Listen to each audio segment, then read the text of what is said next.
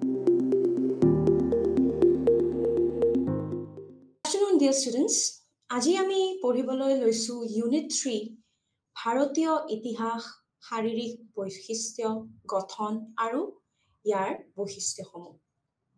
মই হৈছো প্ৰিয়ংকা চৌধুৰী আৰু আপোনালোকক মই পঢ়াই আছো প্ৰাথমিক সময়ৰ পৰা 300 খ্ৰীষ্টাব্দ পূৰ্বলৈকে ভাৰতৰ ইতিহাস। আমি এই লেসনটোত পঢ়িম যে জিওগ্ৰাফি যাক আমি ভূগোল বুলি জানো তাৰ অবিহনে ইতিহাস একেবাৰে অসম্পূৰ্ণ গুৰুত্বপূৰ্ণ পদাৰ্থৰ পৰা বঞ্চিত হয় আৰু কিয়নো ই স্থানৰ ধাৰণাৰ অনুপস্থিত মনোযোগ হেৰুৱায় সেই কাৰণে ইতিহাসক মানৱ জাতিৰ ইতিহাস আৰু পৰিৱেশৰ ইতিহাস দুয়োটা হিচাপে আমি গণ্য কৰিব পাৰো আমি সময়ত ঘূৰি যোৱাৰ লগে লগে ভাৰতীয় ইতিহাসৰ ওপৰত প্ৰভাৱ পেলোৱা ভূগোল পৰিৱেশ আৰু ভৌতিক অঞ্চলবোৰক প্ৰশংসা আৰু বুজি পোৱাটো প্ৰয়োজনীয় হৈ পৰে ভাৰতীয় উপমহাদেশ কেইবাটাও অঞ্চলৰ দ্বাৰা গঠিত আৰু প্ৰতিটো অঞ্চলৰ নিজৰ কিছুমান বিশেষ বৈশিষ্ট্য আছে আৰু সেই বৈশিষ্ট্যবোৰৰ বিষয়ে আজি আমি পঢ়িম দেশৰ ঐতিহাসিক বিৱৰ্তনৰ সময়ত অঞ্চলবোৰে বিশেষ সাংস্কৃতিক বৈশিষ্ট্য আহৰণ কৰিবলৈ লৈছিল আৰু বিভিন্ন ধৰণে ভাগ বতৰা কৰা ঐতিহাসিক পৰম্পৰা ভাষা সামাজিক সংগঠন কলা প্ৰকাৰ আদিৰ অৰ্থত এটা অঞ্চল আৰু আন এটা অঞ্চলৰ মাজত পাৰ্থক্য চিনাক্ত কৰা সম্ভৱ সেয়েহে ভাৰতীয় ইতিহাসত উমৈহতীয়া সামাজিক আৰু সাংস্কৃতিক নিয়ম আৰু প্ৰতিষ্ঠানসমূহৰ বিৱৰ্তনৰ দ্বৈত প্ৰক্ৰিয়াৰ লগতে স্বীকাৰ অঞ্চলৰ গাঁথনি একত্ৰিত কৰা হৈছে এইটো মনত ৰাখিব লাগিব যে ইতিহাসত অঞ্চলসমূহৰ উত্থানৰ প্ৰক্ৰিয়া হৈ আহিছে সেয়েহে অতীতত আজিও প্ৰেৰিত হোৱাৰ দৰে বিভিন্ন অঞ্চলৰ মাজত ঐতিহাসিক পৰিৱৰ্তনৰ আৰ্হিত যথেষ্ট আমিল বিদ্যমান আছিল যদিও কোনো অঞ্চল কেতিয়াও সম্পূৰ্ণৰূপে বিচ্ছিন্ন হৈ থকা নাই ভাৰতীয় উপমহাদেশ গঠন কৰা অঞ্চলসমূহৰ প্ৰকৃতিৰ বিষয়ে বুজি পোৱাজন দ্বিতীয় বা ভাৰতীয় সমাজৰ বিৱৰ্তনৰ স্তৰবোৰৰ মহাকাশ আৰু সময়ত কেনেদৰে ভিন্ন হয়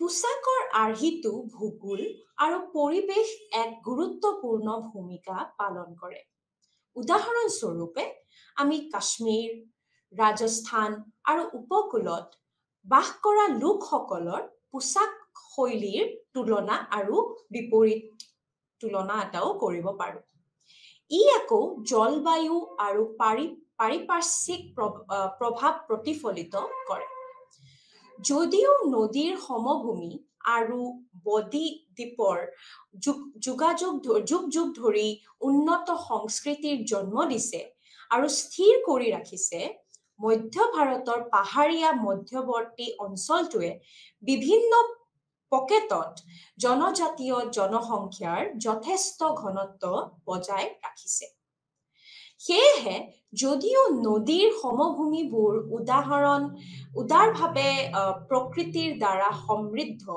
আৰু তেওঁলোকৰ নিজা জীৱন আছে আন অঞ্চলবোৰত কৰা অগ্ৰগতিৰ দ্বাৰা বিচ্ছিন্ন অঞ্চলবোৰ প্ৰভাৱিত হোৱা নাছিল সেয়েহে উপমহাদেশ বিভিন্ন ধৰণৰ পোছাক খাদ্য অভ্যাস আৰু সংস্কৃতিৰ সহাৱস্থানৰ সেয়েহে ভৌতিক ভূগোলৰ সন্দৰ্ভত মুখ্যতঃ আমি ব্যাখ্যা কৰিব পাৰো ভূগোলৰ দ্বাৰা যথেষ্ট পৰিমাণে উৎসাহিত আঞ্চলিক পাৰ্থক্য আৰু পৰিচয়সমূহে ভাৰতীয় ইতিহাসত দীৰ্ঘম্যাদী সমগ্ৰ ভাৰতীয় ৰাজ্যৰ উত্থানৰ পথত বাধা হৈ আছে গোটেই উপমহাদেশটো কেতিয়াও এটা ৰাজনৈতিক গোট নাছিল এইটো মৌৰ্য ৰাজ্য দিল্লী সুলতানেট মুঘল সাম্ৰাজ্য লগতে ব্ৰিটিছ ভাৰতৰ বাবে সত্য। একে সময়তে এইটো গুৰুত্ব দিয়া প্ৰয়োজন যে যদিও ভৌগোলিকভাৱে সংগঠিত অঞ্চলবোৰৰ মাজত এই পাৰ্থক্যবোৰে আমাৰ ইতিহাসত সমগ্ৰ ভাৰতীয় ৰাজ্যসমূহ উত্থানৰ প্ৰতিহিত কৰিছে, তথাপিও কোনো সময়ত তেওঁলোকে পৃথক ৰাষ্ট্ৰীয়তা সৃষ্টি কৰা পাৰা নাই।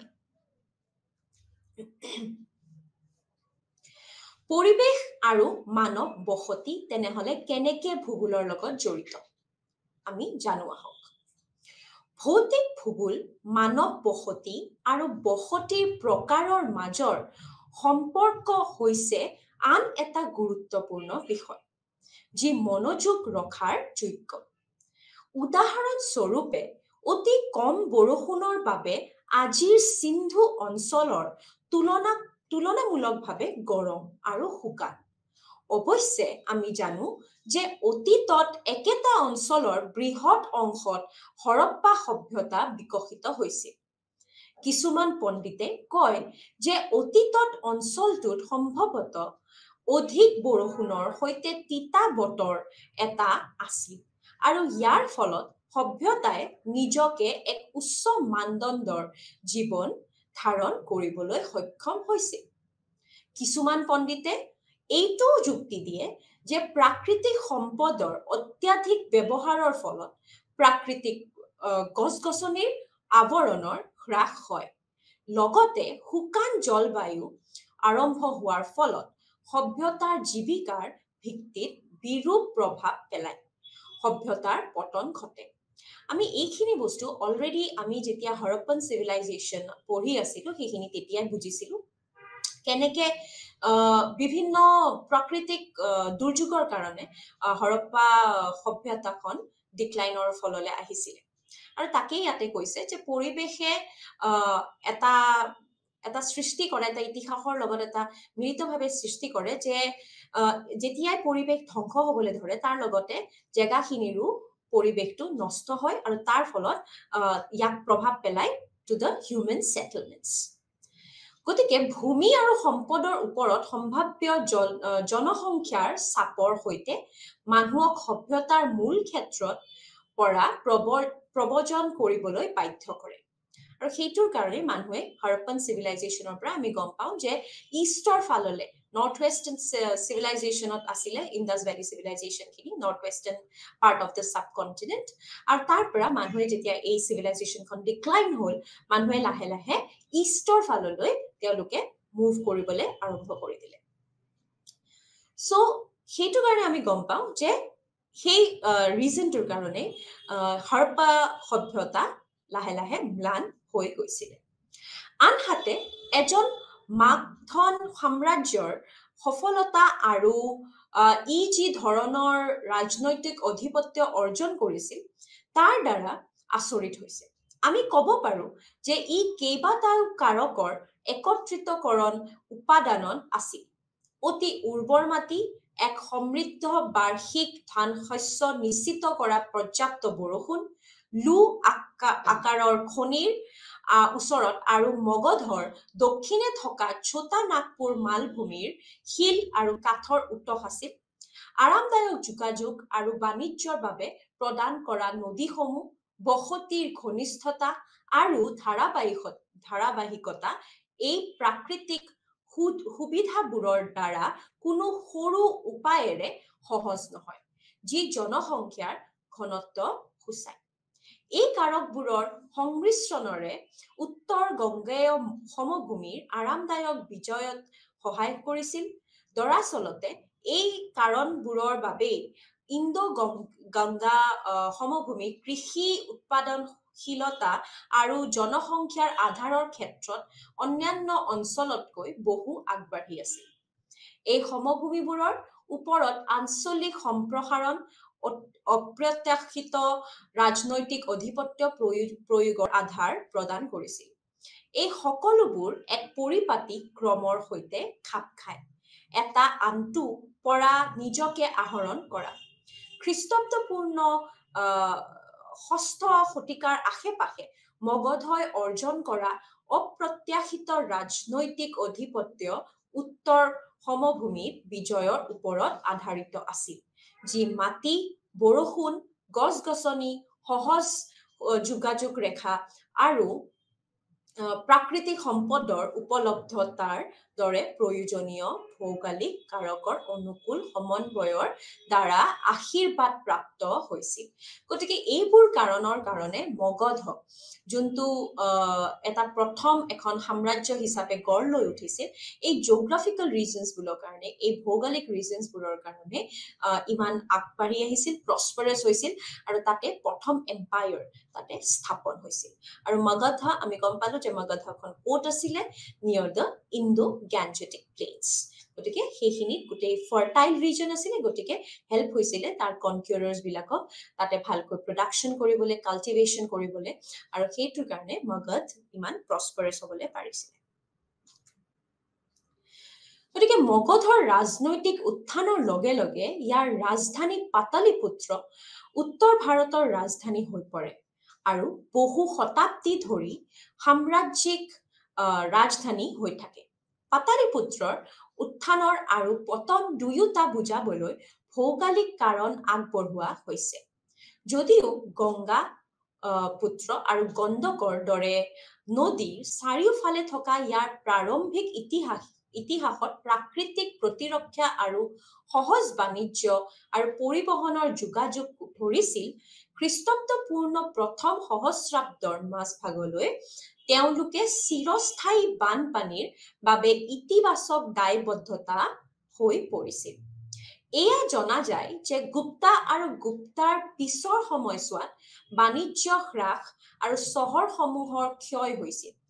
গুপ্তা আৰু গুপ্তৰ পিছৰ সময়ছোৱাত উত্তৰ ভাৰতৰ বাণিজ্য আৰু বাণিজ্য হ্ৰাস হোৱাৰ সৈতে মানৱ চলাচল হ্ৰাস হোৱা আৰু গংগাৰ গতিপথৰ পৰা আঁতৰি যোৱাৰ ফলত নদীসমূহৰ উপযোগিতা হ্ৰাস পাইছিল।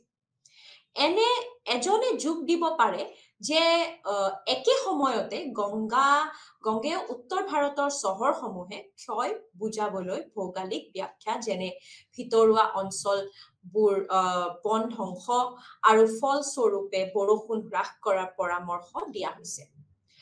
এই ব্যাখ্যাবোৰে সদায় শুদ্ধ নহবও পাৰে, কিন্তু উদাহৰণবোৰে নিশ্চিতভাৱে সূচায় যে ঐতিহাসিক প্ৰক্ৰিয়া আৰু ভৌগোলিক বৈশিষ্ট্যৰ মাজৰ আন্তঃসম্পৰ্ক সদায় ঘনিষ্ঠ আছিল।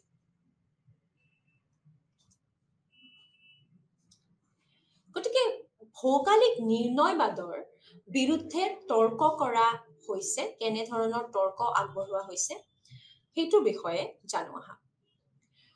ভৌগোলিক কাৰকৰ স্বীকৃতিয়ে সাংস্কৃতিক বিকাশৰ ভাল বুজাবুজি সহায় কৰে। এইটোৱে বিভিন্ন অঞ্চলত বিকাশ আৰু বিকাশৰ বিভিন্ন আৰ্হিও মুখ্যতঃ ব্যাখ্যা কৰে। অৱশ্যে ভূগোল আৰু পৰিৱেশক এক প্ৰকাৰৰ মুখ্য মুভাৰ হিচাপে ল'ব নোৱাৰি, কিয়নো সৰ্বোপৰি প্ৰাকৃতিক অঞ্চলবোৰে কেৱল সম্ভাৱনাৰ ক্ষেত্ৰত আৰু এই সম্ভাৱনাবোৰে তেওঁলোকৰ প্ৰযুক্তিগত প্ৰাপ্তিৰ পৰ্যায়ত মানৱ হস্তক্ষেপৰ জৰিয়তে প্ৰকৃত কৰা হয়। এইটো তৰ্ক কৰা হৈছে প্ৰকৃতিয়ে বিকাশৰ পথ নিৰ্ধাৰণ কৰে, আনহাতে মানুহে হাৰ আৰু ৰাজ্য নিৰ্ধাৰণ কৰে। সেয়েহে প্ৰকৃতিৰ প্ৰভাৱ স্থিৰ নহয় বা পুৰুষ পৰিৱেশ সম্পৰ্ক স্থিৰ নহয়। প্ৰকৃতিৰ দ্বাৰা নিৰ্ধাৰিত সীমাবোৰে মানুহৰ অভিজ্ঞতাৰ দ্বাৰা আৰু মানুহে তেওঁলোকৰ সঁজুলিৰ জয় কৰে।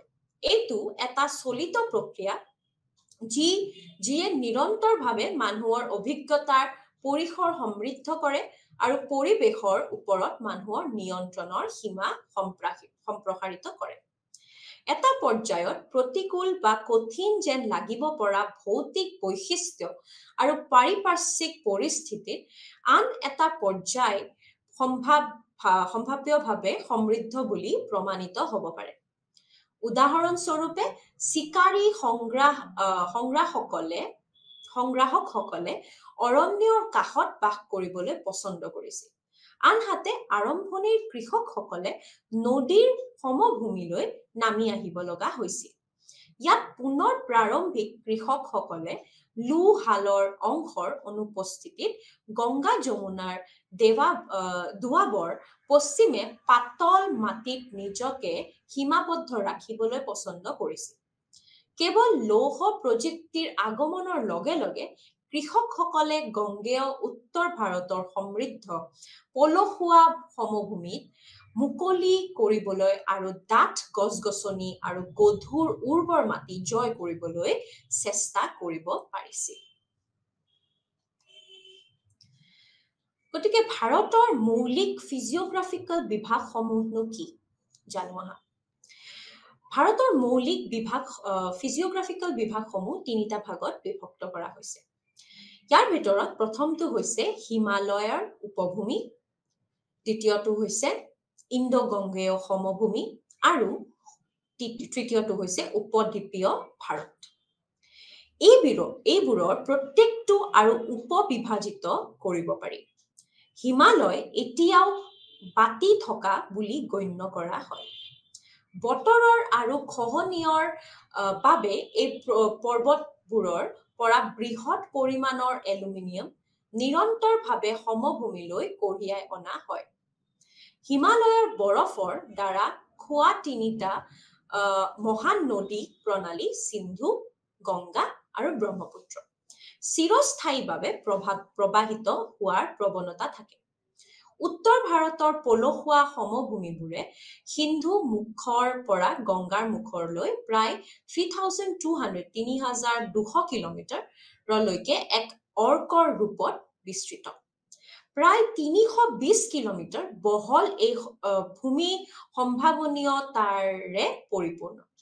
সিন্ধু সমভূমিয়ে উপমহাদেশৰ প্ৰথম সভ্যতা কঢ়িয়াই আনিছিল, আনহাতে গংগা সমভূমিয়ে খ্ৰীষ্টপূৰ্ব প্ৰথম সহস্ৰাব্দৰ পৰা চহৰৰ জীৱন, ৰাজ্য, সমাজ আৰু সাম্ৰাজ্যিক কাপোৰবোৰে বজাই ৰাখিছে আৰু প্ৰতিপালন কৰিছে।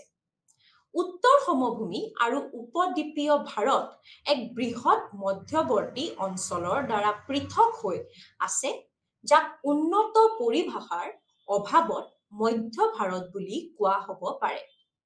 গুজৰাটৰ পৰা পশ্চিম উৰিষ্যালৈ প্ৰায় ১৬০০ কিলোমিটাৰ জুৰি বিস্তৃত।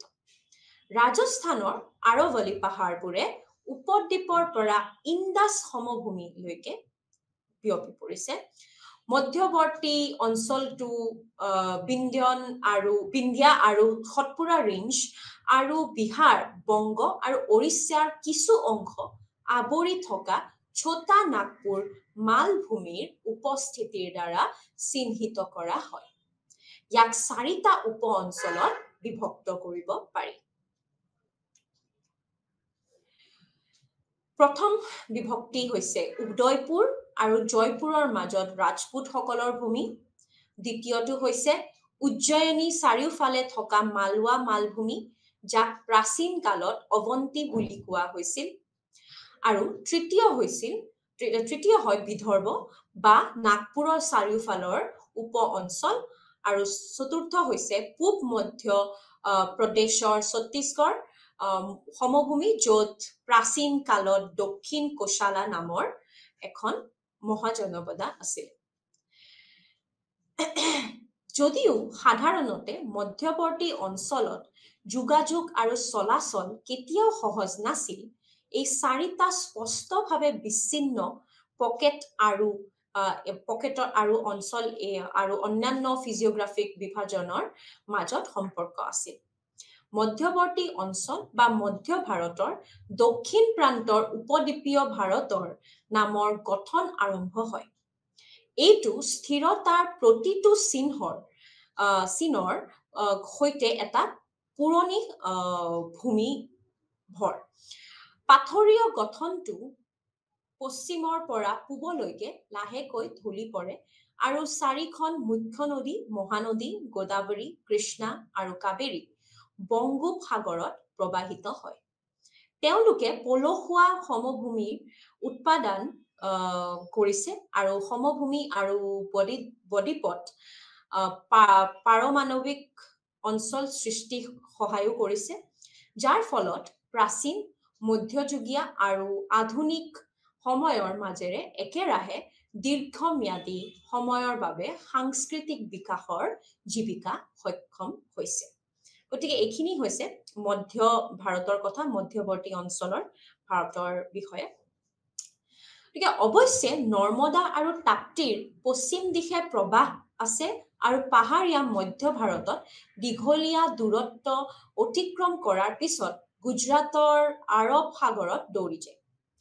অঞ্চলটোত সুপৰিচিত বৈশিষ্ট্য হৈছে ডেকান মালভূমি, যি উত্তৰ বিন্ধ্যাৰ পৰা কৰ্ণাটকৰ দক্ষিণ সীমালৈকে বিস্তৃত।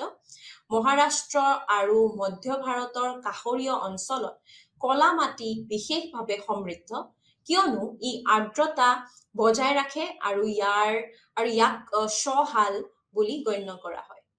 সেয়েহে ই কম বাৰ্ষিক বৰষুণ আৰু জলসিঞ্চন অসুবিধাৰ দ্বাৰা আৰোপ কৰা অন্যান্য প্ৰকাৰৰ সীমাবদ্ধতা অতিক্ৰম কৰাত সহায় কৰে। মাটিত ভাল শস্য উৎপন্ন হয়, যেনে কপাহ, বাজৰা, চীনাবাদাম আৰু তেলবীজ। সেয়েহে আচৰিত নহয় পশ্চিম আৰু মধ্য ভাৰতৰ প্ৰাৰম্ভিক কৃষি সংস্কৃতি, যাক আমি চালকোলিথিক কালচাৰ বুলি কওঁ, এই অঞ্চলত উদ্ভৱ হৈছিল। পশ্চিমত মালভূমি পশ্চিম ঘাটৰ সৈতে সমাপ্ত হয় আৰু পূবত ইয়াৰ ৰূপৰেখা পূব ঘাটৰ দ্বাৰা চিহ্নিত কৰা হয়, যি ইয়াক পূব উপকূলীয় সমভূমিৰ পৰা পৃথক কৰে, যি পশ্চিমৰ সংকীৰ্ণ সমভূমিৰ তুলনাত বহল। নীলগিৰি আৰু ইলাচি পাহাৰবোৰ মৌলিক উপদ্বীপীয় গঠনৰ অফশুট বুলি গণ্য কৰা হয়।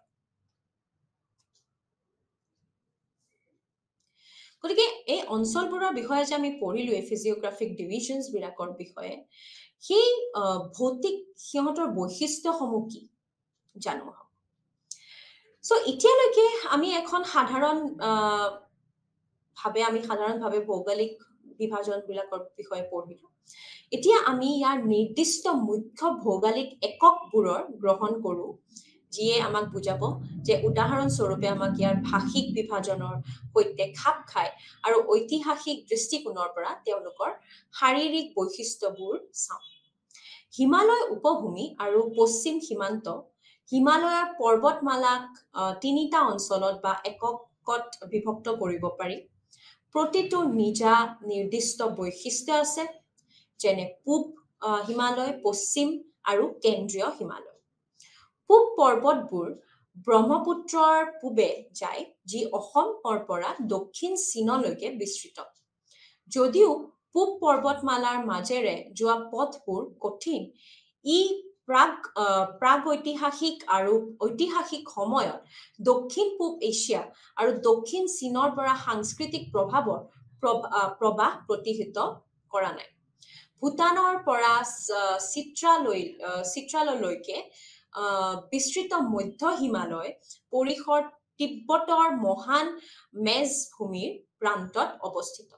এই সীমাত ভাৰত আৰু তিব্বতৰ মাজত বাণিজ্যিক এটা কালচাৰেল ৰিলেশ্যন, বাণিজ্যিক ৰিলেশ্যন এটা আৰম্ভ হৈছিল আৰু সাংস্কৃতিক সম্পৰ্কও গঢ়ি উঠিছিল। সংকীৰ্ণ হিন্দুকুশ পৰিসৰ হিমালয়ৰ পৰা আফগানিস্তানলৈকে গভীৰতালৈ দক্ষিণ পশ্চিম দিশে বিস্তৃত।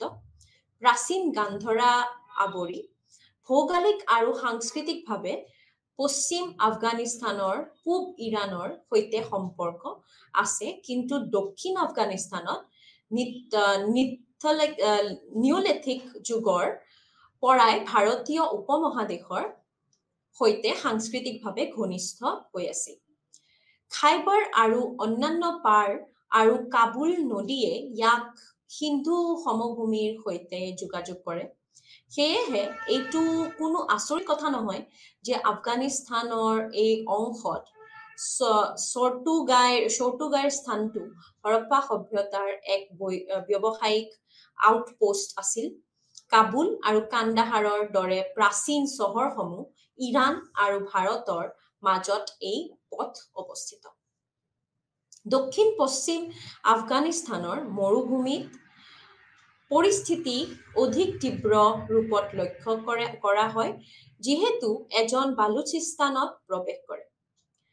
নিঅলিথিক সময়ৰ পৰা এই অঞ্চলটোত অধিক লাভজনক অভিযোজনমূলক ৰণনীতি হৈ আছিল। মক্ৰান উপকূল বুলি কোৱা বালুচিস্তানৰ উপকূল মানৱ বসতিৰ বাবে কঠোৰ আৰু অসহায়। যেতিয়া আলেকজেণ্ডাৰে তেওঁৰ ভাৰতীয় অভিযানৰ পৰা বেবিলনলৈ উভতি যাওঁতে মাক্ৰান উপকূলৰ ওপৰেৰে তেওঁৰ সৈন্যবাহিনীৰ এটা অংশ নেতৃত্ব দিছিল, তেতিয়া খাদ্য আৰু পানীৰ অভাৱৰ বাবে তেওঁৰ লোকসকলৰ যথেষ্ট ক্ষতিৰ সন্মুখীন হৈছিল। এফালে মধ্য এছিয়া আৰু চীনলৈ যোৱা পথ আৰু আনফালে পাৰ্চিয়া আৰু পশ্চিমৰ দূৰৱৰ্তী পথৰ বাবে এই অঞ্চলটো এক প্ৰকাৰৰ নোডেল পইণ্ট হৈ আহিছে। আফগানিস্তানৰ মাজেৰে ইৰাণ আৰু মধ্য এছিয়াৰ সৈতে ভাৰতীয় সমভূমিক সংযোগ কৰা মহান পথবোৰ গুমাল, বুলান আৰু খাইবৰ পাৰ হৈ যায়। এই পথবোৰে ঐতিহাসিক সময়ত আৰু আনকি আগতেও ব্যৱসায়িক আক্ৰমণকাৰী আৰু বিভিন্ন সাংস্কৃতিক প্ৰভাৱ আনিছে। গ্ৰীক, শাকা, কুশানা, হুনা আৰু অন্যান্যসকলে এই পথবোৰৰ জৰিয়তে ভাৰতত প্ৰৱেশ কৰিছিল। ইয়াৰ বিপৰীতে বৌদ্ধ ধৰ্ম আৰু ভাৰতীয় সভ্যতাৰ অন্যান্য সাংস্কৃতিক প্ৰভাৱবোৰেও এই পাছবোৰৰ মাজেৰে আফগানিস্তান আৰু মধ্য এছিয়াত প্ৰৱেশ কৰিছিল। সেয়েহে ঐতিহাসিকভাৱে আফগান আৰু বালুচিস্তান পাহাৰে এক গুৰুত্বপূৰ্ণ সীমান্ত অঞ্চল হিচাপে কাম কৰিছে।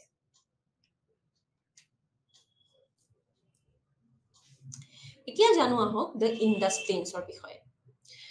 ইণ্ডাছ পাছবোৰ ইণ্ডাছৰ সমৃদ্ধ সমভূমিলৈ লৈ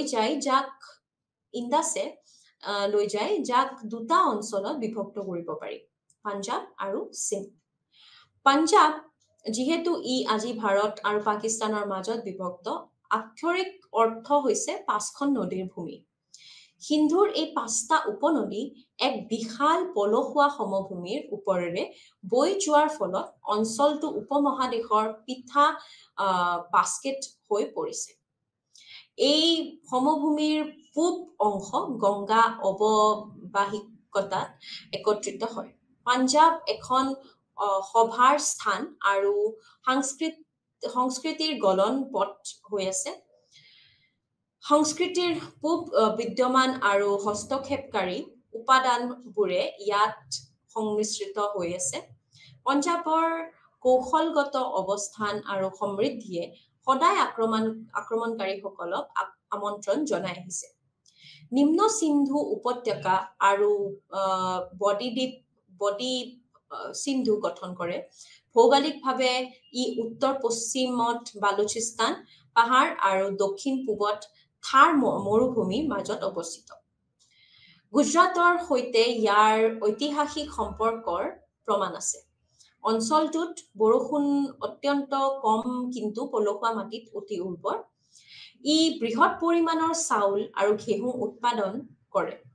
আগতে উল্লেখ কৰা অনুসৰি সিন্ধু সমভূমিয়ে খ্ৰীষ্টপূৰ্ব 3ৰ পৰা 2য় সহস্ৰাব্দৰ উপমহাদেশৰ প্ৰথম নগৰীয় সাংস্কৃতিক লালন পালন কৰিছিল। ইয়াৰ 2খন মুখ্য চহৰ হৰপ্পা আৰু মহেঞ্জোদাৰো ক্ৰমে পঞ্জাৱ আৰু সিন্ধুত অৱস্থিত। এতিয়া জানো আহক গংগেয় উত্তৰ ভাৰতৰ বিষয়ে। গংগা অৱবাহিকা জলবায়ুগতভাৱে সিন্ধু অঞ্চলতকৈ অধিক আৰ্দ্ৰ আৰু বাৰ্ষিক বৰষুণ 50 চেণ্টিমিটাৰৰ পৰা আৰম্ভ হয়। ইণ্ডো-গংগেয় বিভাজন ক্ৰমান্বিতভাৱে 200 চেণ্টিমিটাৰলৈ বৃদ্ধি হয় বংগ পোৱালৈকে। গংগা সমভূমিত 3টা উপ অঞ্চলত বিভক্ত কৰিব পাৰি, আপাৰ, মধ্য আৰু নিম্ন। পশ্চিম আৰু মধ্য উত্তৰ প্ৰদেশৰ ওপৰৰ সমভূমিবোৰত মুখ্যতঃ দেৱা অন্তৰ্ভুক্ত আছে। এইটো সংঘাত আৰু সাংস্কৃতিক সংলেখনৰ এটা ক্ষেত্ৰ। এই অঞ্চলত হৰপ্পা সংস্কৃতিৰ সম্প্ৰসাৰণৰ প্ৰমাণ বৃদ্ধি পাইছে। ই পৰৱৰ্তী বৈদিক যুগত পেইণ্টেড গ্ৰেৱেৰ সংস্কৃতি আৰু স্পন্দনশীল কাৰ্যকলাপৰ কেন্দ্ৰ আছিল। দেৱাবৰ টাৰ্মিনেল পইণ্টত গংগা আৰু যমুনাৰ মংগলম স্থলত প্ৰয়াগৰাজ চহৰ আছে। মধ্য গংগা সমভূমি পূব উত্তৰ প্ৰদেশ আৰু বিহাৰৰ সৈতে খাপ খায়। ইয়াতে প্ৰাচীন কুশালা, কাশী আৰু মগধ অৱস্থিত আছিল। খ্ৰীষ্টপূৰ্ব ৬ষ্ঠ শতিকাৰ পৰা ই চহৰৰ জীৱন, ধন, অৰ্থনীতি আৰু বাণিজ্যৰ কেন্দ্ৰ আছিল। এই অঞ্চলটোৱে মৌৰ্য সাম্ৰাজ্যিক সম্প্ৰসাৰণৰ আধাৰ প্ৰদান কৰিছিল আৰু গুপ্ত যুগলৈকে ৰাজনৈতিকভাৱে গুৰুত্বপূৰ্ণ হৈ আছিল। উত্তৰ আৰু মধ্য গংগা সমভূমিবোৰ ভৌগোলিকভাৱে উত্তৰত হিমালয় আৰু দক্ষিণ মধ্য ভাৰতীয় পাহাৰৰ দ্বাৰা সংজ্ঞায়িত কৰা হৈছে। সমভূমিৰ মাজৰ অংশ বৰ্তমানৰ বিহাৰ আৰু পূব উত্তৰ প্ৰদেশৰ সৈতে প্ৰায় খাপ খায়। নিম্ন সমভূমিবোৰ বংগ প্ৰদেশৰ সৈতে সহ-টাৰ্মিনাছ। বংগৰ বহল সমভূমি গংগা আৰু ব্ৰহ্মপুত্ৰৰ দ্বাৰা অনা এলুভিয়াম দ্বাৰা গঠিত। নিম্ন সমভূমিত হোৱা উচ্চ বৰষুণে বন আৰু জলাভূমিবোৰ পৰিস্থিতিৰ সৃষ্টি কৰিছিল, যাৰ ফলত বংগৰ প্ৰাৰম্ভিক বসতিসমূহ এক কঠিন প্ৰস্তাৱ হৈ পৰিছিল। গধুৰ পলসুৱা মাটিৰ উৰ্বৰতা কেৱল লু প্ৰযুক্তিৰ অধিক ব্যৱহাৰ আৰু নিয়ন্ত্ৰণৰ দ্বাৰাহে ব্যৱহাৰ কৰিব পাৰি। নগৰীয়া সংস্কৃতি মধ্য সমভূমিৰ পৰা তুলনামূলকভাৱে পলমকৈ এই অঞ্চললৈ বিয়পি পৰিছিল, যি ধৰণৰ পৰিপ্ৰেক্ষিতত বংগৰ পুখুৰীবোৰ প্ৰাচীন কালৰ পৰা এক পৰ্যবেক্ষণযোগ্য বৈশিষ্ট্য হৈ আহিছে আৰু মাছ সকলো শ্ৰেণীৰ লোকৰ মুখ্য আহাৰ হৈ পৰিছে। গংগা সমভূমিয়ে উপমহাদেশৰ আন যিকোনো ফিজিঅগ্ৰাফিক অঞ্চলতকৈ সৰ্বাধিক সংখ্যক বসতি স্থাপন কৰিছে আৰু সৰ্বাধিক জনসংখ্যাৰ ঘনত্ব বজাই ৰাখিছে। খ্ৰীষ্টপূৰ্ব প্ৰথম সহস্ৰাব্দৰ পৰা ই ভাৰতীয় সভ্যতাৰ কেন্দ্ৰবিন্দু হিচাপে কাঢ়ি আহিছে, ধ্ৰুপদী পৰ্যায়ৰ মাজেৰে বৰ্তমানলৈকে। বংগৰ সমভূমিৰ কাষত ব্ৰহ্মপুত্ৰৰ দ্বাৰা উৎপাদিত দীঘল অসম উপত্যকা, ই ৬০০ কিলোমিটাৰলৈকে অধিক বিয়পি আছে। সাংস্কৃতিকভাৱে অসম বংগৰ ওচৰত, কিন্তু ঐতিহাসিক বিকাশৰ ক্ষেত্ৰত ই উৰিষ্যাৰ দৰে পলমকৈ আৰম্ভণি হিচাপে আত্মপ্ৰকাশ কৰে।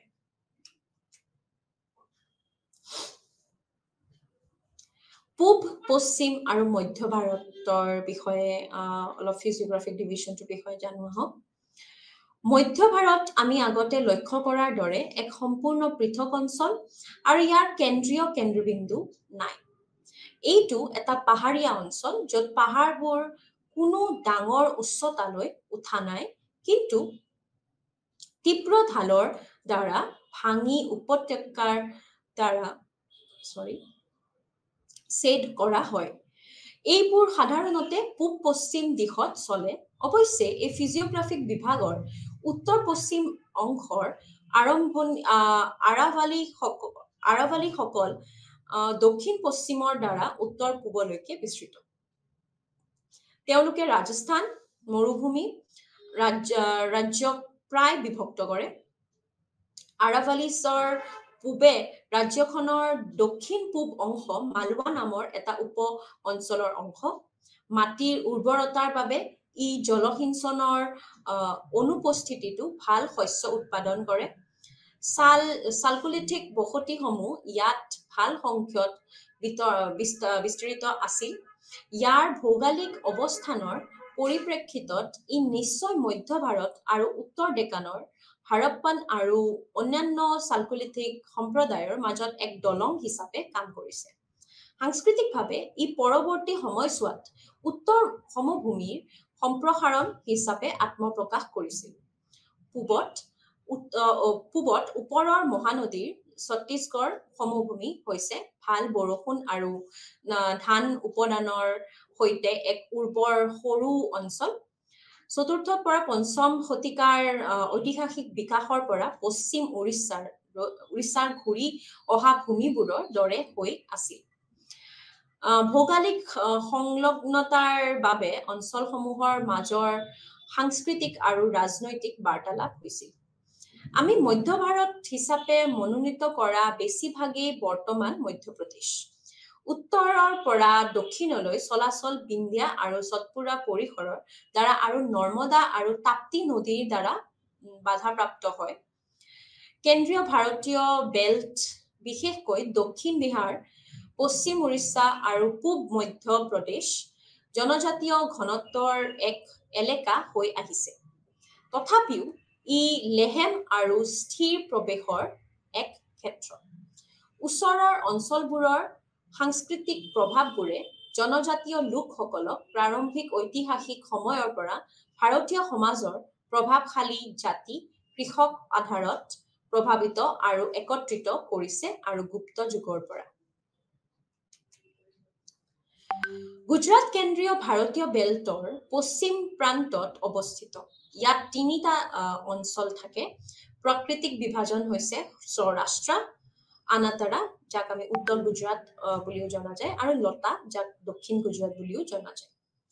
অৰ্ধ শুকান বতাহে উৰুৱা মাটিবোৰে অনাৰতাৰ বিশেষত্ব দিয়ে আৰু পশ্চিম উপকূলৰ উৰ্বৰ এলেকাটো লতা গঠন কৰে।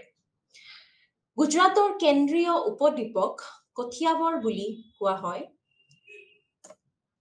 কচ্ছৰ নিম্ন নিচু ৰণ হৈছে আৰু আন এক বিশেষত্ব যি বাৰিষাৰ সময়ত জলাভূমিলৈ ৰূপান্তৰিত হয়। এই ভৌতিক বিভাজনৰ স্বত্তেও গুজৰাটৰ এক সাংস্কৃতিক পৰিচয় আৰু একতা আছে, কিয়নো ই পূৰ্বৰ বিন্ধ্য আৰু পশ্চিম ঘাটোৱাৰ উত্তৰৰ মৰুভূমিৰ দ্বাৰা বহলভাৱে আবদ্ধ। যদিও ই এক বিচ্ছিন্নতাৰ ক্ষেত্ৰত যেন লাগিছে, প্ৰকৃততে ই হৰপ্পা যুগৰ নিৰন্তৰ প্ৰাচীন বসতি অঞ্চল। সৌৰাষ্ট্ৰই সিন্ধুৰ সৈতে ইয়াৰ ভৌগোলিক ঘনিষ্ঠতাৰ বাবে হৰপ্পা সভ্যতাৰ সম্প্ৰসাৰণ অনুভৱ কৰিছিল। এইটো প্ৰায় সিন্ধু আৰু পশ্চিম আৰু ভাৰতৰ দূৰৱৰ্তী ভূমিৰ মাজত এটা পৰিৱৰ্তন ক্ষেত্ৰ হৈ আহিছে। ইয়াত থকা সমভূমিখন নৰ্মদা, তাপ্তি, সবৰমতী আৰু মাহী নদীৰ দ্বাৰা মধ্য ভাৰতীয় পাহাৰৰ পৰা অনা এলুভিয়ামৰ দ্বাৰা সমৃদ্ধ। ইয়াৰ সুৰক্ষিত স্থিতি আৰু দীঘলীয়া উপকূল ৰেখাৰ বাবে গুজৰাট 40 বছৰৰো অধিক সময় ধৰি উপকূলীয় আৰু বাহ্যিক বাণিজ্যৰ কেন্দ্ৰ আছিল। মধ্য ভাৰতৰ পাহাৰৰ পূব প্ৰান্তত গংগাৰ বদ্বীপৰ দক্ষিণ পশ্চিমে উৰিষ্যাৰ উপকূলীয় সমভূমি আছে। এইবোৰ মুখ্য মহানদী বদ্বীপৰ ওপৰত কেন্দ্ৰিত যদিও আন কিছুমান নদীও এক লিটৰেট বংগোপসাগৰত যোগদান কৰিছে। পশ্চিম উৰিষ্যা হৈছে কেন্দ্ৰীয় ভাৰতীয় পাহাৰৰ এক সম্প্ৰসাৰণ আৰু আগতে ছত্তীশগড় সমভূমিৰ সন্দৰ্ভত উল্লেখ কৰা অনুসৰি ই এক ধৰণৰ কিছুমান বৈশিষ্ট্য ভাগ বতৰা কৰে। সেয়েহে উৰিষ্যাত দুটা ফিজিঅগ্ৰাফিক বিভাগ আছে, যিয়ে বিকাশৰ অসম প্ৰকাৰ প্ৰদৰ্শন কৰে। এক সমৃদ্ধ কৃষিভিত্তিৰ সৈতে উৰ্বৰ উপকূলীয় সমভূমিয়ে এক কেন্দ্ৰবিন্দু প্ৰদান কৰিছে আৰু সামাজিক সাংস্কৃতিক বিকাশৰ কেন্দ্ৰবিন্দু হৈ আছে। উৰিষ্যাই প্ৰথম সহস্ৰাব্দৰ শেষৰ ফালে তাইৰ ভাষিক আৰু সাংস্কৃতিক পৰিচয় বিকশিত কৰিবলৈ আৰম্ভ কৰিছিল। উপদ্বীপীয় ভাৰতনো কি জানো আহক। ডেকান মালভূমি আৰু ইয়াৰ চাৰিওফালৰ উপকূলীয় সমভূমিয়ে উপদ্বীপীয় ভাৰতৰ ৰূপৰেখা নিৰ্ধাৰণ কৰে। পূব আৰু চৰম দক্ষিণৰ উপকূলীয় সমভূমিবোৰ বহল আৰু পশ্চিমৰ সমভূমিবোৰ সংকীৰ্ণ। তেওঁলোকে বোম্বাই আৰু পালঘাটৰ মাজত তেওঁলোকৰ আটাইতকৈ সংকীৰ্ণ। মালভূমিটো তিনিটা মুখ্য অঞ্চলত বিভক্ত, যিবোৰ মুখ্যতঃ হৈছে মহাৰাষ্ট্ৰ, অন্ধ্ৰ আৰু কৰ্ণাটকৰ ৰাজ্যৰ সৈতে খাপ খায়। মহাৰাষ্ট্ৰ অন্যান্য অঞ্চলৰ উপৰিও উত্তৰ ডেকান মালভূমি অন্তৰ্ভুক্ত আছে। সাংস্কৃতিক প্ৰভাৱবোৰে ডেকানৰ পৰা দক্ষিণলৈ বিয়পি পৰিছে আৰু এইটো সম্ভৱ হ'ব লাগিব কিয়নো পশ্চিম ঘাটবোৰ বাদ দি তাত আন কোনো ঘন অৰণ্য নাই। মহাৰাষ্ট্ৰৰ অন্ধ্ৰৰ সৈতে এক প্ৰাকৃতিক সীমা থকা যেন লাগিছে, কাৰণ সীমা ৰেখা উৰ্বৰ কলা মাটিৰ বিতৰণৰ সৈতে মিলি যায়। সীমাৰ ওপৰেৰে এজনে তেলেংগানাৰ ৰঙা মাটিৰ সন্মুখীন হয়, যি আৰ্দ্ৰতা বজাই ৰখাত ব্যৰ্থ হয়। সেয়েহে তেলেংগানা টেংক আৰু অন্যান্য প্ৰকাৰৰ কৃত্ৰিম জলসিঞ্চনৰ দেশ হৈ পৰিছে।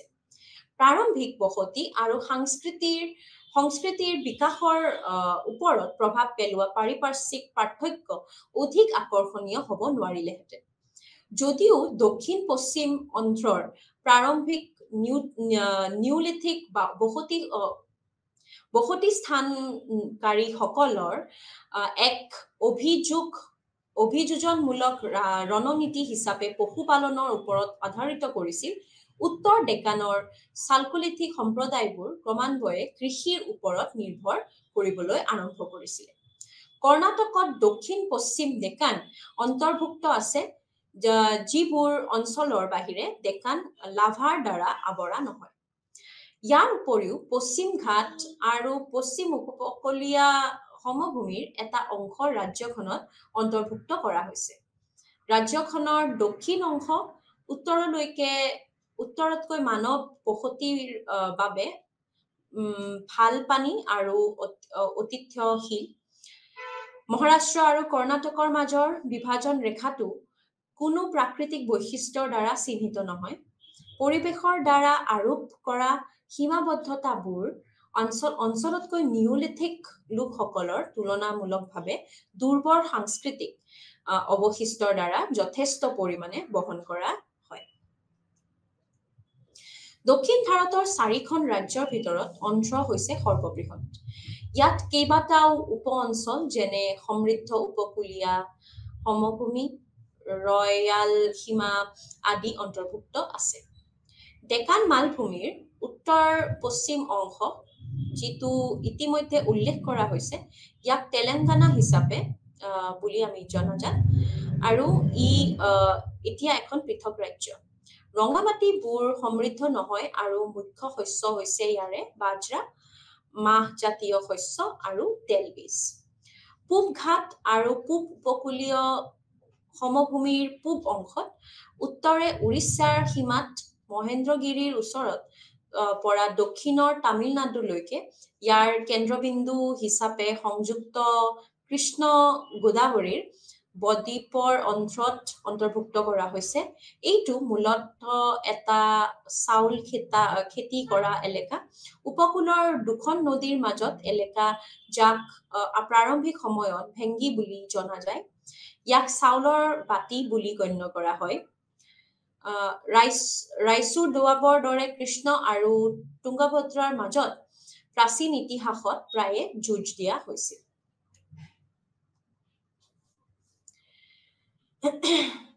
এতিয়া আমি আহিছো একেবাৰে এক্সট্ৰিম চাউথলৈ, একেবাৰে পূব ভাৰতৰ ফিজিঅগ্ৰাফিক ডিভিজনছ বিলাকৰ বিষয়ে আমি পঢ়িম। ডেকান মালভূমিৰ টুকুৰাবোৰ নীলগিৰি আৰু ইলাচি পাহাৰৰ দৰে অকলশৰীয়া খণ্ডত বিভক্ত হৈ আছে। তেওঁলোকে পশ্চিম আৰু পূব উপকূলীয় সমভূমি প্ৰায় বিভক্ত কৰে। দক্ষিণৰ বহল পূব উপকূলীয় সমভূমি আৰু ইয়াৰ কাষৰীয়া ভিতৰুৱা অঞ্চল তামিলনাডু গঠন কৰে। লিটৰেল জিলাসমূহে প্ৰায় প্ৰচুৰ পৰিমাণে চাউল উৎপাদন কৰে আৰু কাবেৰী সমভূমি ইয়াৰ বদ্বীপৰ একেবাৰে কেন্দ্ৰস্থল অঞ্চলটোৰ নদীবোৰে ঋতুগত অঞ্চলটোৰ কৃষকসকলে পল্লৱ চলা সময়ৰ পৰা টেংক জলসিঞ্চনৰ ওপৰত নিৰ্ভৰ কৰি আহিছে জলসিঞ্চনত নোহোৱা পকেটবোৰ উৎপন্ন কৰে যেনেকে বাজৰা মাহজাতীয় শস্য আৰু তেলবীজ আমোদজনকভাৱে এই পাৰিপাৰ্শ্বিক ভাৰত ম্যাজি বিকল্প সমৰ্থন কৰিছিল কেতিয়াবা আন্তঃসম্পৰ্কিত জীৱন শৃংখলাবোৰ দেশৰ প্ৰাচীনতম সাহিত্য সংগম সাহিত্যত প্ৰমাণিত হয় ভৌগোলিক ভাষিক আৰু সাংস্কৃতিকভাৱে অঞ্চলটোৱে নিজৰ এক স্বকীয় বিকশিত কৰিছে পশ্চিম উপকূলীয় সমভূমিও অতি দক্ষিণত বিস্তৃত আৰু মালাবাৰৰ পৰা বৰ্তমানৰ কেৰালা ৰাজ্য হিচাপে জনাজাত অঞ্চলৰ সৈতে খাপ খায় চাউল আৰু অন্যান্য শস্যৰ উপৰিও কেৰালাৰ জালুক আৰু মছলা উৎপাদন হয় যিবোৰ মৌৰ্য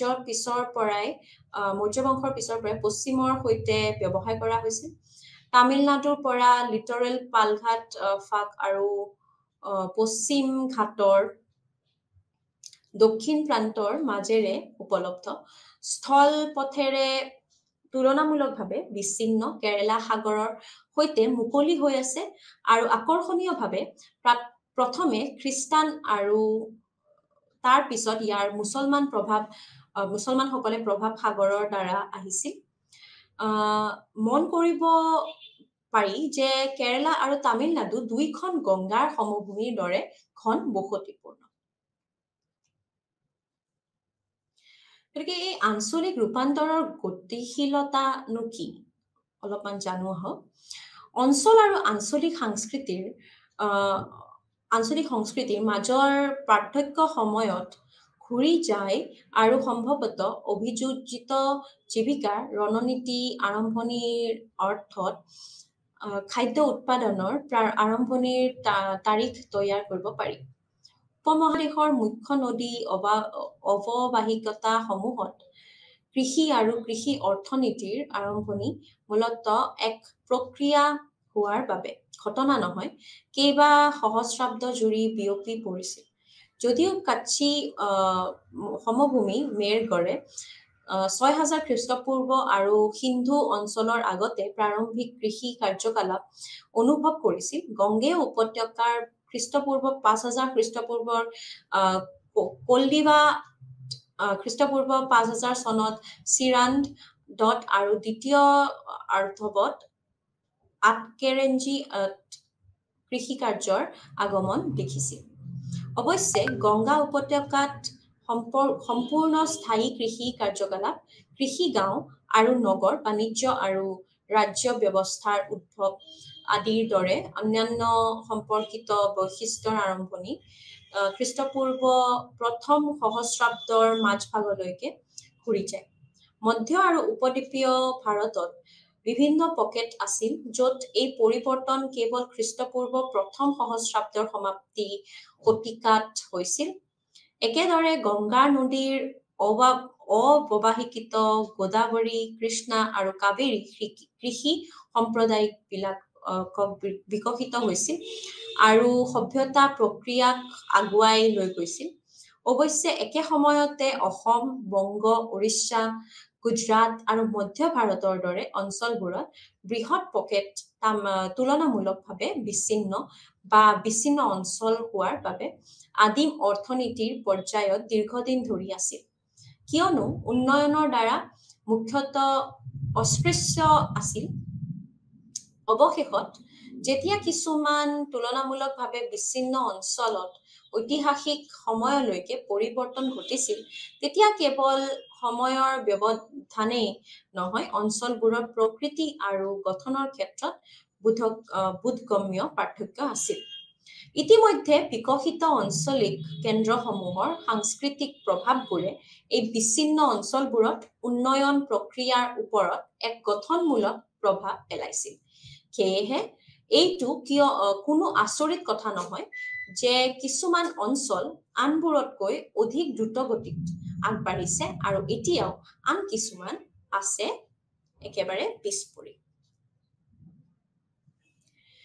ঐতিহাসিক অঞ্চল উদ্ভৱ অসম আৰ্হি কিয়নো আমি অলপমান জানো আহক সাংস্কৃতিক বিকাশৰ অসম আৰ্হি আৰু বহুতো অঞ্চলত ঐতিহাসিক শক্তি পৃথক বিন্যাস আৰু আমি দেখিছো ভূগোলৰ দ্বাৰা যথেষ্ট প্ৰভাৱিত হৈছিল আকৰ্ষণীয় ঐতিহাসিক পৰিস্থিতিৰ জৰিয়তে অঞ্চলসমূহৰ অসম বিকাশৰ প্ৰদৰ্শন কৰিব পাৰি উদাহৰণস্বৰূপে খ্ৰীষ্টপূৰ্ব তৃতীয় সহস্ৰাব্দৰ দ্বিতীয় আৰ্ধত গুজৰাটত মেছলিথিক সংস্কৃতিৰ মুখামুখি হয় আৰু একে সময়তে নিয়লিথিক গৰু ৰক্ষকসকলে ডেকানৰ দৃশ্যপট অতিক্ৰম কৰি আহিছিল আকৰ্ষণীয় কথা হ'ল যে পৰিপক্ক উন্নত হৰপ্পা সভ্যতা আন অঞ্চলৰ এই সংস্কৃতিবোৰৰ সৈতে একেলগে আছিল ফলস্বৰূপে বিকাশৰ বিভিন্ন স্তৰত সংস্কৃতি আৰু অঞ্চলবোৰৰ মাজত আদান প্ৰদানৰ প্ৰমাণ আছে এনে ধৰণৰ প্ৰৱণতা সমগ্ৰ ভাৰতীয় ইতিহাসত অব্যাহত আছে ইয়াক বেলেগ ধৰণে কেৱল তৃতীয় সহস্ৰাব্দৰ খ্ৰীষ্টপূৰ্বৰ সিন্ধু আৰু সৰস্বতী অৱবাহিকতাত উপনিৱেশ স্থাপন কৰা হৈছিল ডেকান অন্ধ্ৰ তামিলনাডু উৰিষ্যা আৰু গুজৰাটৰ প্ৰথম বৃহৎ পৰিমাণৰ কৃষি সম্প্ৰদায়সমূহত মূলত লৌ যুগৰ আৰু খ্ৰীষ্টপূৰ্ব প্ৰথম সহস্ৰাব্দৰ দ্বিতীয় অৰ্ধত স্থাপন কৰিবলৈ পাৰি লুৰ আগমনৰ লগে লগে আমি স্থায়ী কৃষিৰ ওপৰত আধাৰিত ভৌতিক সংস্কৃতিৰ দ্ৰুত পথালি বিস্তাৰ দেখিবলৈ পাওঁ খ্ৰীষ্টপূৰ্বৰ তৃতীয় শতিকাৰ ভিতৰত আমি গংগেয় উত্তৰ ভাৰতৰ ভৌতিক সংস্কৃতি আৰু মধ্য ভাৰতৰ প্ৰান্তৰ এক নিৰ্দিষ্ট সমতা দেখিবলৈ পাওঁ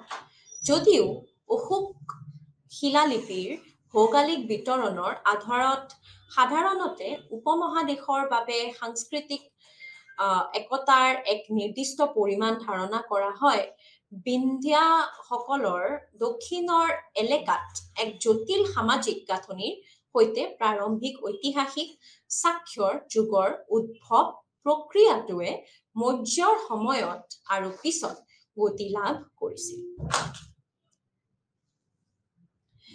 দৰাচলতে মৌৰ্যৰ পিছৰ সময়ছোৱা অৰ্থাৎ 200 খ্ৰীষ্টপূৰ্বৰ পৰা 300 খ্ৰীষ্টপূৰ্বলৈকে আছিল ডেকান আৰু দক্ষিণ ভাৰতৰ বেছিভাগ সময়ৰ বাবে গঠনমূলক সময় এই অঞ্চলবোৰৰ ঐতিহাসিক বসতিসমূহত খননৰ পৰা পুৰাতাত্ত্বিক তাৰিখটোৱে এই যুক্তিৰ শাৰীটো সমৰ্থন কৰে লগতে ক'ব পাৰি যে মধ্য ভাৰতৰ মধ্যৱৰ্তী অঞ্চল বা বনাঞ্চলৰ বিস্তীৰ্ণ পাহাৰ কেইটায়ো পুংখানুপুংখভাৱে উপনিৱেশ স্থাপন কৰা হোৱা নাছিল আৰু সেয়েহে তেওঁলোকে আদিম অৰ্থনীতিৰ বিভিন্ন পৰ্যায়ত জনজাতিসকলৰ আশ্ৰয় আৰু বিচ্ছিন্নতা প্ৰদান কৰি আহিছে উপমহাদেশত সভ্যতা আৰু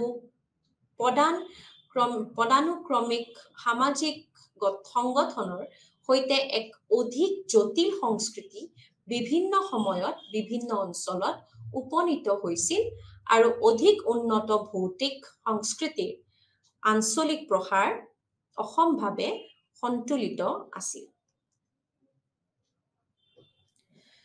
গতিকে আমি এইখিনিৰ পৰা এয়াই গম পালো যে both geography and history are inseparable of each other history আমি যদিও আমি অকল ইভেন্টস এন্ড ডেটছৰ বিষয়ে পঢ়ো তথাপি it is inseparable of geography কারণ history without the space is nothing history without the space of geography is incomplete গতিকে আমি যেতিয়া হিষ্ট্ৰী পঢ়ো এজন মানুহৰ বিষয়ে পঢ়ো humans how did they evolve throughout its geography আমি তাৰ বিষয়ে পঢ়ো গতিকে এতিয়ালৈকে আমি গম পালো যে ভাৰতৰ ফিজিওগ্ৰাফিক ডিভিজনছবোৰ বিষয়ে আমি পঢ়িলো ভাৰতৰ ফিজিওগ্ৰাফিক ডিভিজনছবোৰ হৈছে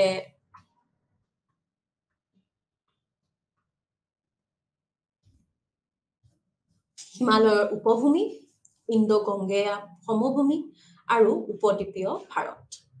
গতিকে আমি পঢ়িলো যে হিমালয়খন কেনেকে ভাৰতক আৱৰি ৰাখিছে। It is like a barrier towards the north. আৰু কেনেকে এই ব্যাৰিয়াৰখনে বিভিন্ন সময়ত বিভিন্ন কনকিউৰাৰ্ছ বিভিন্ন ইনভেডাৰ্ছ এণ্ড কনকিউৰাৰ্ছ যেতিয়া তেওঁলোকে ভাৰত আক্ৰমণ কৰিব বিচাৰিছিল তেওঁলোকে এই পাছবিলাক পাৰ কৰিব পৰা নাছিলে। যদিও বা this was also like a pass for the traders to come in India and also to have a passage through it. তেনেকে বহুত ধৰণৰ countries like Burma, China আৰু লগতে টিবেট আমাৰ লগত এই হিমালয়ৰ উপভূমিৰ পৰাই আমাৰ লগত ট্ৰেড ৰিলেশ্যনশ্বিপ এষ্টাব্লিছ কৰিছিলে আৰু তেনেধৰণে তেওঁলোকে ভাৰতত সোমাবলৈ চেষ্টা কৰিছিলে ইনভেডাৰ্ছ হিচাপে। আৰু লগতে আমি এইটো গম পালো যে ইণ্ডো গংগেয় সমভূমি হৈছে সকলোতকৈ বেছি ফাৰ্টাইল এৰিয়া, কাৰণ ইণ্ডাছ আৰু গংগা ৰিভাৰ আৰু তেওঁলোকৰ ট্ৰিবিউটৰিজবোৰে এইখিনি জাগা ফাৰ্টাইল কৰি ৰাখিছে। আৰু ফাৰ্টাইল কৰাৰ লগতে যিহেতু পানীৰ উপলব্ধি বেছি আছে এইখিনি জেগাত, গতিকে কাল্টিভেশ্যন ভাল হয় এইখিনি জেগাত, মাটিখিনি বহুত ভাল, গতিকে ইয়াৰে পপুলেশ্যনটো হাই। আৰু সেই জেগাখিনিক ইণ্ডো গংগেয় সমভূমি যোনখিনিক আমি কওঁ সেইখিনি একেবাৰে গৈছে পাঞ্জাৱৰ পৰা উৰিষ্যা ৰিজনলৈ, আৰু সেইখিনি গোটেই fertile area, fertile in such an extent that ইয়াৰ পপুলেশ্যনটো এক্সেছিভ। আৰু ফাইনেলি আমি গম পাম যে উপদ্বীপীয় ভাৰত সেইখিনি হৈছে চাউদাৰ্ণ ইণ্ডিয়া, আৰু চাউদাৰ্ণ ইণ্ডিয়াৰ লগতে আমাৰ আইলেণ্ডছবিলাকো আছে তলৰ পিনে, চাউদাৰ্ণ ইণ্ডিয়াৰ আইলেণ্ডছবিলাকো আছে। চ' এই উপদ্বীপীয় ভাৰতৰ যোনখিনি ৰিভাৰ্ছ আছে লাইক গোদাবৰী, মহানদী, নৰ্মদা, এই ৰিভাৰ্ছবোৰে আৰু তাৰ যোনবিলাক পাছেছ আছে যেনেকে ৱেষ্টাৰ্ণ ঘাটছ, ইষ্টাৰ্ণ ঘাটছ আৰু লগতে Satpura ranges, all these provided a very good communication.